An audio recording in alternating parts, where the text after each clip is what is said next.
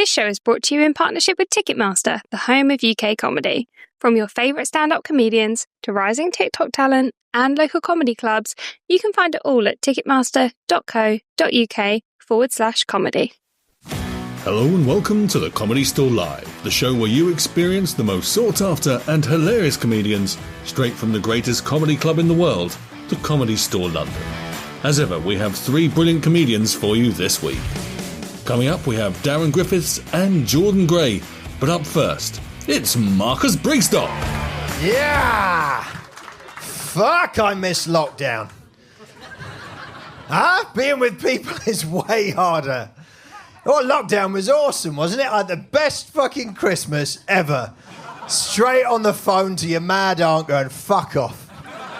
Legally fuck off. Stay in your lane, you mad vax-dodging bitch. Fuck you. Fucking wonderful. I miss homeschooling. It was brilliant. Any of you do the homeschooling? Yeah. You sound all tired and sad. I learned a shitload from it. Main thing I learned is my two kids, thick as fuck. They go to a posh school as well, I tell you what. Proper posh school. That was a waste of money, I tell you. It was posh too, like the weekly lesson plan that they sent through came with a wine list. So, just simple pairing suggestions for the different subjects. You know, English, a nice crisp rosé.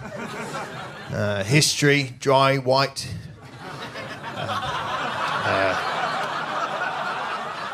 I mean, frankly, incredibly white. You'd think we'd never been anywhere, but there we are. I could have sworn we messed some stuff up, but apparently not. It's fine. We need to agree on a central principle, ladies and gentlemen. This is important. Post-Brexit, post-pandemic Britain, we need to agree on a central principle. And I think it's this, and I hope you'll agree with me. We've got, as a nation, to come together and agree to stop asking thick people questions. Right? Because it's not fair on the thick, because they don't know they're thick. I don't know if you've seen Dominic Raab give an interview. Right? That happens all the fucking time. Thick people being asked questions. It's just not on you, sir. No, I'm not... Honestly, I'm not suggesting you're thick. I've come to you because I think you and I might be roughly the same age. How old are you, my friend? 41. Oh, fuck me. What a life you've had. My God. So sorry, I had no idea. 41, okay, you're a little younger than me. No pressure, answer this either way you want, it's up to you. The broadcast news, TV and radio, when you were young, do you think it was better than it is now? Or worse? Up to you. Better. I think it's better too, and I'll tell you why. For the young people, I'll tell you why it's better. Because it fucking ended. It had an ending, right? You youngsters, you won't know, but you boys, you remember, the news had a fucking ending, didn't it? It was all right. 10:30, news ended, a phone call went to all the countries, everywhere in the world. We've done the news, you'll all have to shut up now. And that was everywhere around the world. And people go, but we hadn't finished doing our things. Well, you have to be quiet, that's it. Sorry, I hope everyone was all right with that accent, by the way. I know people are sensitive. You probably thought it was a Frenchman. It wasn't, it was a black man from the Congo, so... unbelievably racist. I feel I shouldn't have done it, but it's up to you.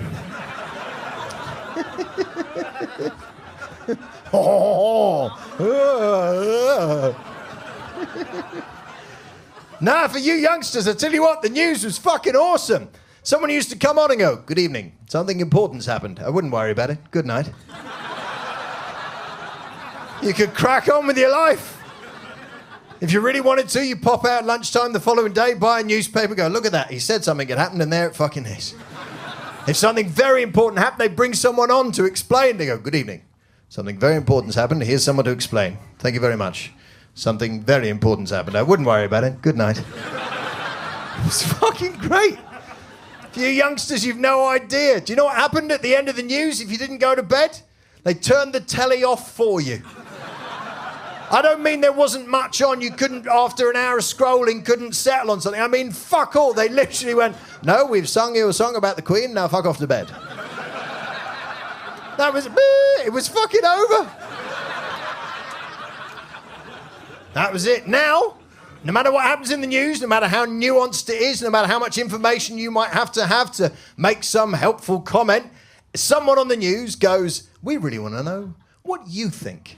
No, I fucking don't. I don't want to know what you think. I certainly don't want to know what I fucking think.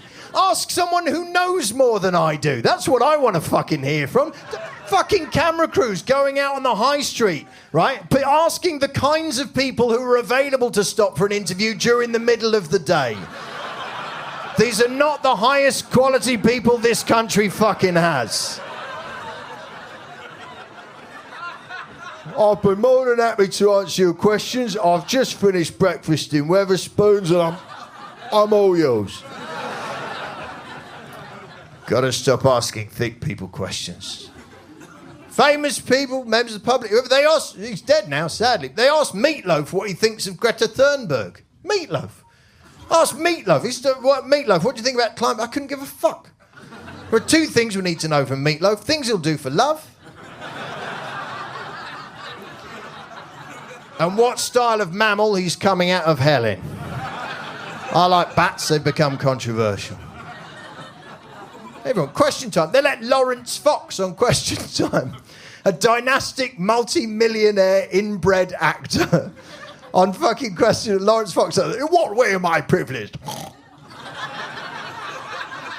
I know the type, I'm the same. Posh as fuck. I went to boarding school when I was 7. Normal for people like me. Absolutely normal. I remember on my 7th birthday, my parents walked in and went, well, I think that's enough of that. Off I went. Met them again in my early 20s. Lovely people, surprisingly tall.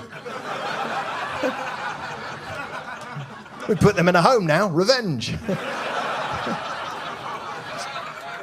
So it's difficult. And you don't know. You talk to someone, you don't know whether they're thick or not. And, I've got a little test for you. It's a helpful way. If you want to very quickly find out if someone's eye-wateringly thick, ask them what they think about Meghan Markle, and if they have a strong opinion, they're thick as fuck. Good evening. I know there's a few of you here tonight. Hi, good to see you. Hello, the thick. Nice to see you. Meghan Markle. You don't know Meghan Markle. You haven't got a clue. None of you. Same as me. If you're asked a question, the only answer should be, yeah, I don't know. I don't know. So what's she done? Get married? All right, okay. Moved away? Okay, all right. So look, I didn't have breakfast in Wetherspoons, but I can't help you. It's a small group of people. They are only a small group of people, but fuck me, they're loud. The moment Meghan Markle and Harry got together, they lost all their shit and they've not found any of their shit ever since. Like, no, you fuck off, you fuck off. No, oh no, you fuck off! You are not a princess! You fuck off! You fucking not a princess! You're not Diana! You're not Elsa! You're not Anna! You fuck off! You fuck off! Fuck off! And then the moment they said they were fucking off, oh, I see you're fucking off!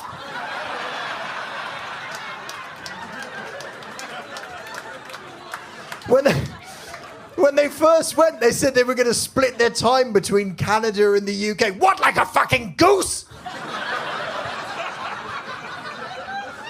And no, this isn't prejudice. It's got absolutely black to do with her being nothing. Oh!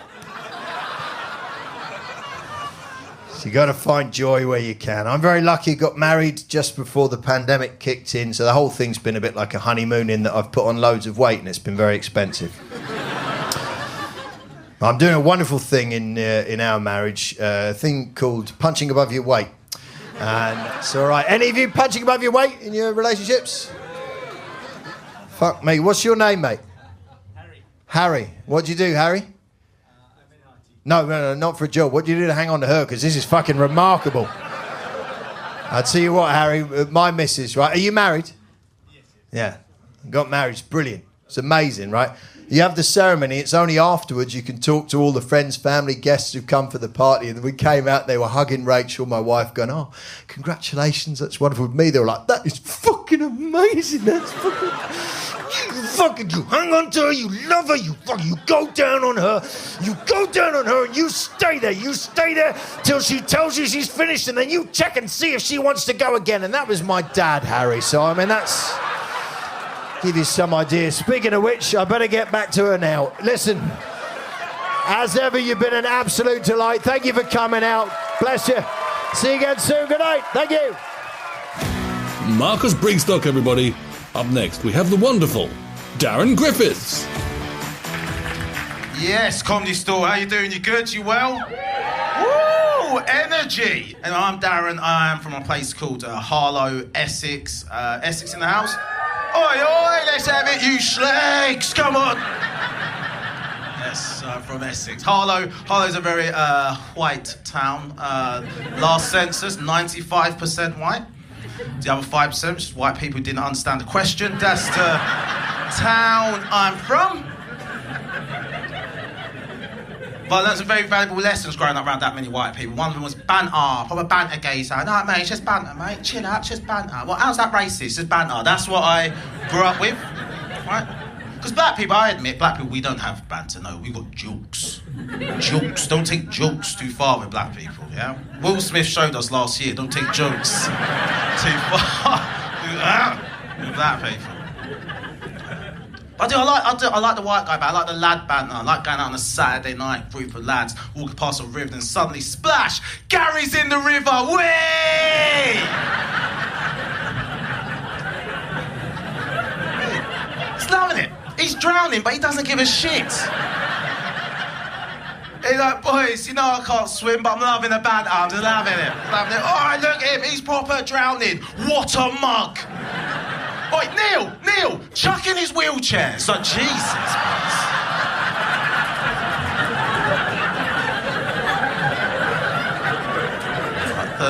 The banter's gone too far, lads. Then the level above white guy banter is rugby boy banter, which is a lot like white guy banter, except for someone's dick is always out. I don't know why rugby boys, they love getting their cock out, don't they? It's the punchline to all their jokes. Like, Charlie left his pints unattended, I just got my cock out and put it in there. Top banter. Hey, put your cock away, Harry. This is a funeral. Put your cock away. Unbelievable behaviour. And rugby boys, they play disgusting games as well, don't they? Games like Soggy Biscuit. Make some noise if you've heard of Soggy Biscuit. Oh, look at it, they all play. It's like, yeah, we played it last night. Ah! Soggy Biscuit. If you don't know, I'm about to ruin your Saturday. Soggy Biscuit is a game where they take a biscuit and a group of guys, they masturbate, and the last person to ejaculate onto the biscuit has to eat the biscuit.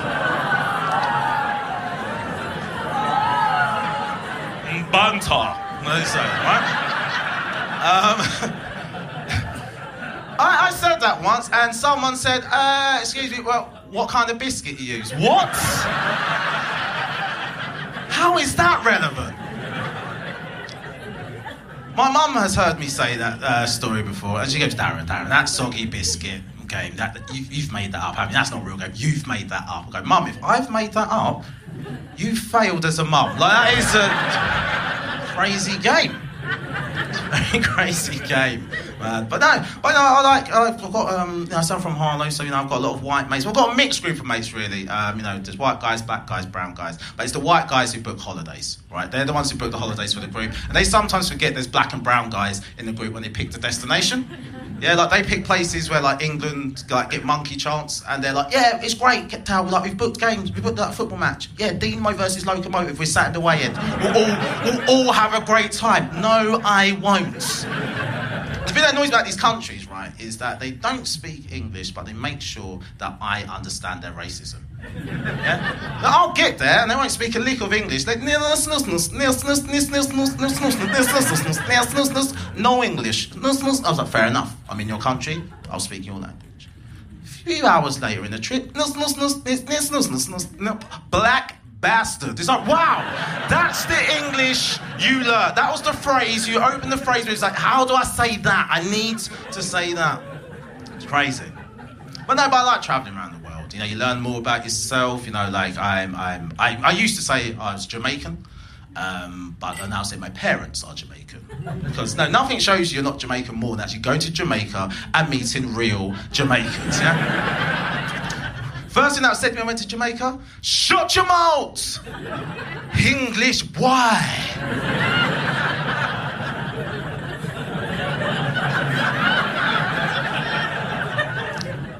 That was at passport control.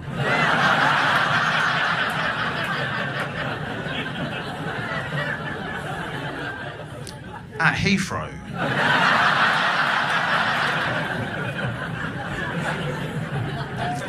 I know, but I'm married, happily married, I'm a faithful man. Is that because I'm a good man? No. No. It's because my wife is from a place called Harlesden, northwest London. And if you know Harlesden, you know that Harlesden is a little bit hood.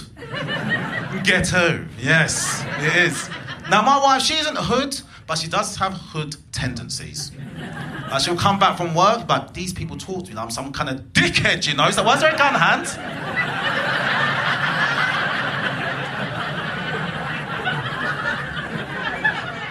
You're a primary school teacher. Put the gun down. Put the gun down. Put the gun down.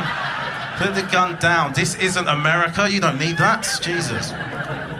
Horrendous. Absolutely horrendous, man. But no, it's good. We've got kids. We've got 2 kids now. Our eldest is 21 months. Our youngest is 7 weeks old. Thank you. Listen. I have to admit, she probably did more of the heavy lifting in bringing these kids into... No, because a lot of modern men are like, we got pregnant, we had a baby. I have seen 2 children born, we didn't do shit, all right? We didn't do anything. I know, but being a parent is great. I'm really enjoying it, and I'm grateful to be a parent, very grateful to be a parent, because my daughter came into the world through IVF, which, and I never thought that would be my reality. As I said, I am Jamaican. Stereotypically, I should have about 10 kids by now, yeah? Like this whole front row should be pregnant. Especially you, mate. Especially you. It's crazy. Like going through the IVF process is weird. Like one of them, first thing, you have to have a physical examination. Right? So I went to the doctor, they examined my penis, and he went normal, and I was like, oh.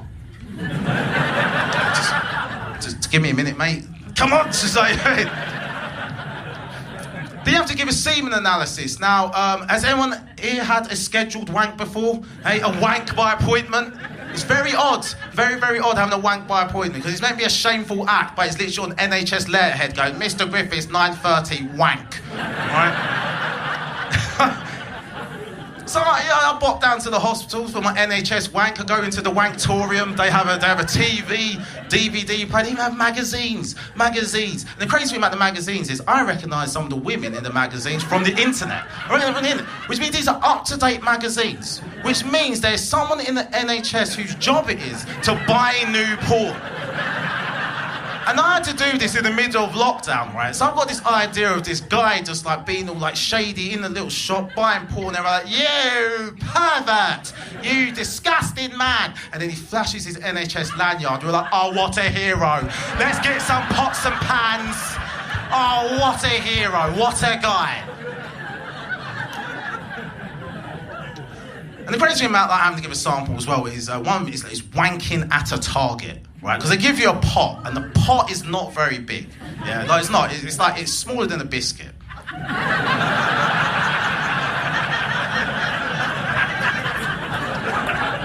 I'm going to leave you guys with that beautiful image in your heads. I've been Darran Giffiths. Cheers, good night. Darran Giffiths, everybody. We'll be back with your final act straight after this. This show is brought to you in partnership with Ticketmaster, the home of UK comedy. From your favourite stand-up comedians to rising TikTok talent and local comedy clubs, you can find it all at ticketmaster.co.uk/comedy. Welcome back, and now for this week's final act, please welcome to the stage, Jordan Gray! Hello, good evening. I'm going to sing a song on the old Joanna now, if that would be all right. Right, I've never actually played the piano before. But I watched an instructional video on YouTube before I got here, and it looks sort of easy.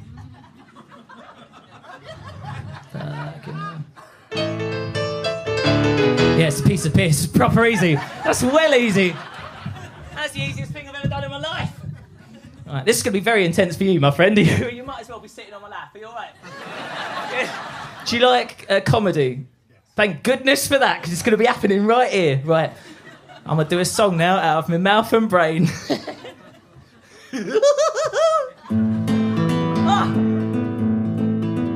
It's not bad, is it? That's all right. This is going to be fucking amazing. Sorry for swearing. There's going to be more.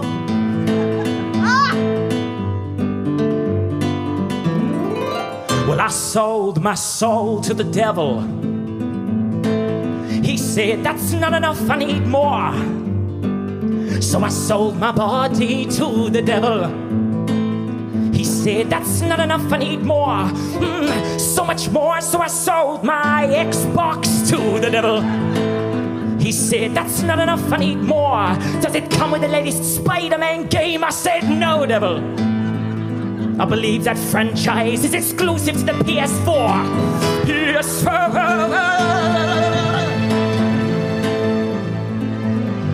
I know. Calm down is what I'm saying. I know you're excited, but calm down. Well, I sold some weed to the devil. He said, that's pretty good, you got more. And I said, no, I'm sorry, devil. I found that weed at the bottom of a drawer. It's from 2004. He said, no. I need the weed to help me sleep at night. I'm not addicted. I could quit it anytime I like. And I was like, all right, mate, fucking hell, okay. And then he said, sing me a lullaby so I can rest my weary eyes. Then I will give you what you're looking for. So I sang.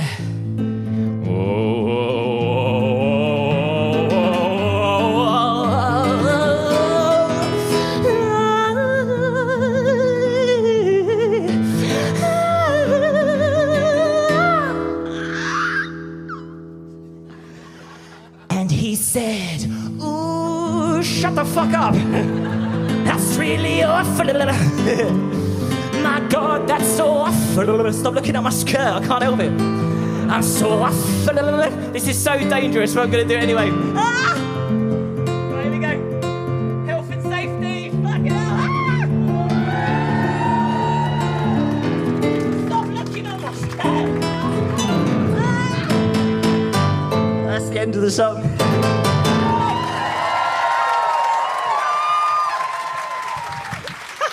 Thanks. I'm what's known in the industry as a load-bearing comedian. That's my job.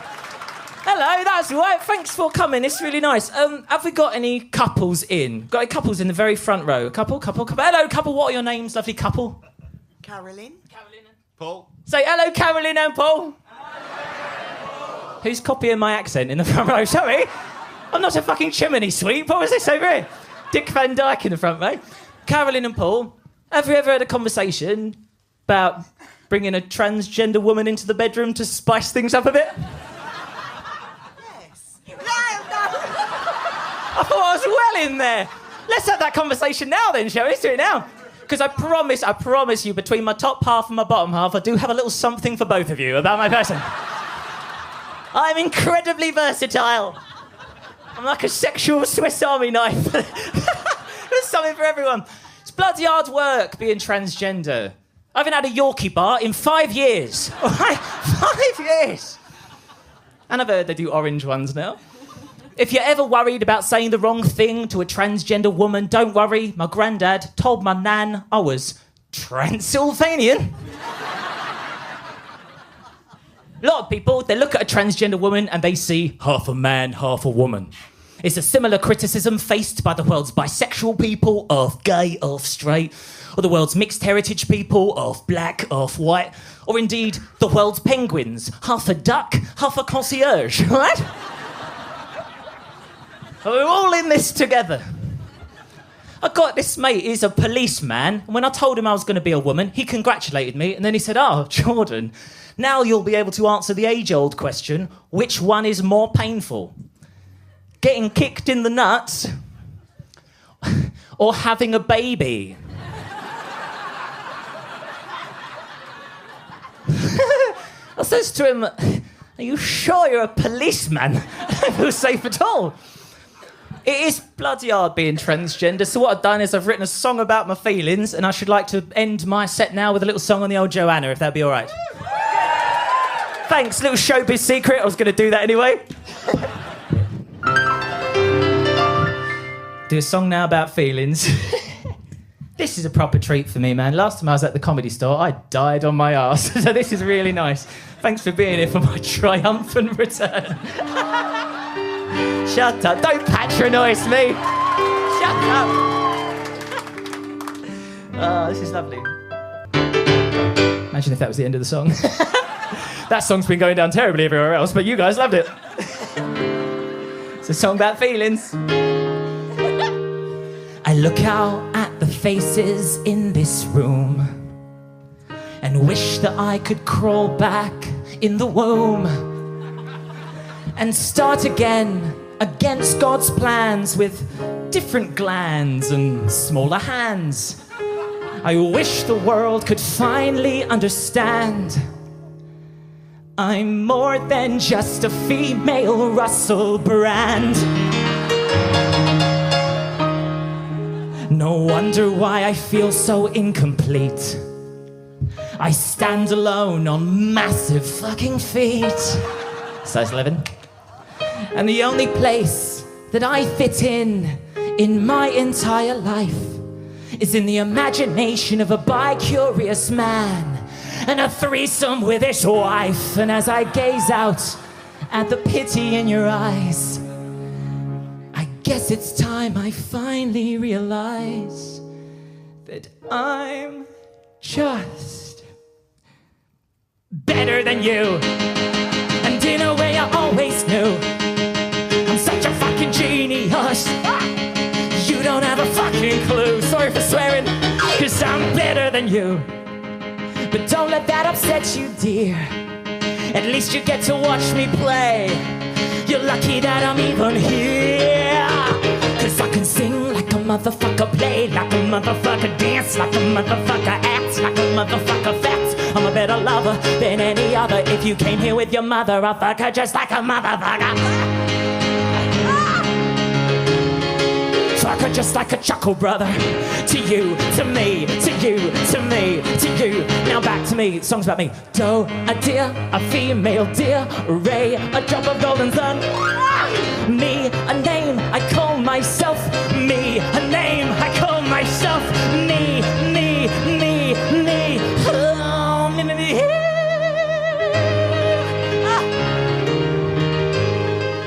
I'm not even thinking about it, might as well be asleep. That's well, look at that! Yeah, you look at that! That's well impressive! You are difficult to please, sir. You, my friend, 25 times 10. Wrong, it's me. You, my friend, capital of France. Wrong, me again, you piece of shit! You, sir, tell me I'm pretty. Alright, gay. Thank you for not fucking up my punchline. I'm an arousing little mystery in your husband's Google history. Go and check the results. I'm a perfect woman, my tits will never shrink, and I'm guaranteed to squirt, and I do anal by default. I'm so sorry. I'm so sorry. Oh, not on a Monday night. I am the Lizard King. I can do anything that any other woman can. But then what do you expect? I used to be your man. Sexism! Now I'm better than you. And in a way I always knew I'm such a fucking genius. You don't have a fucking clue. 'Cause I'm better than all of you.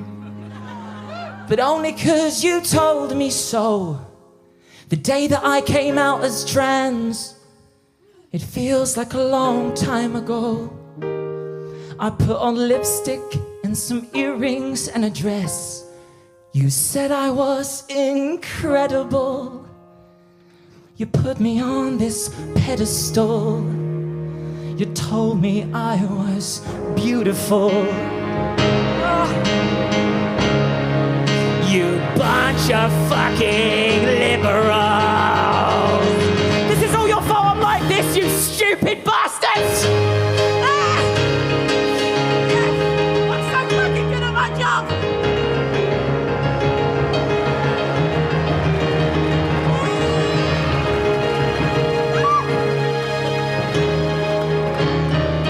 That's me done. I don't know how I'm supposed to get down. Thank you so much. Oi, be nice to each other. Give the passage loads of money. I'll see you soon. Bye.